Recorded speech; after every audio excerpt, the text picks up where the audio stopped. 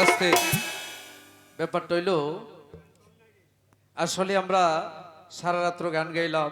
আমরা দুই ভাই আমাদের কথাবার্তা ভুল ত্রুটি হতে পারে, সবার কাছে ক্ষমা চেয়ে নিলাম। বাঁচতে হয়তো আবার দেখা হইতে পারে না, লেডি মানুষ শেষ দেখা। তো বিষয়টা হইল হাসরের দিন আল্লাহ পাক বিচার করবে প্রত্যেকটা মানুষের।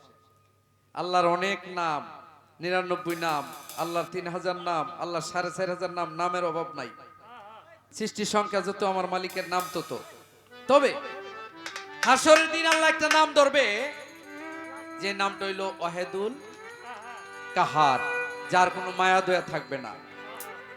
প্রত্যেকটা বান্দার বিচার সেদিন সঠিকভাবে করতে পারবে না যদি মায়া দয়া থাকে। তাইলে আল্লাহ হবে কাহার, বিচারক। নবীজি হবে সুপারিশকারী, আমাদেরকে সুপারিশ করবে। মাওলা আলী হবে বন্টনকারী। ইমাম হাসাইন, ইমাম হুসাইন তারা হবে যুবকদের জান্নাতের সর্দার। মা ফাতেমা হবে নারীদের জান্নাতের সর্দার।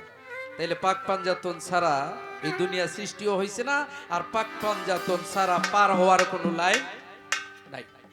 তাই শুরুটাও যখন করলাম এটা দিয়ে, আমরা শেষ পর্বটা এই পাক পাঞ্জাতন দিয়ে আমরা শেষ করি।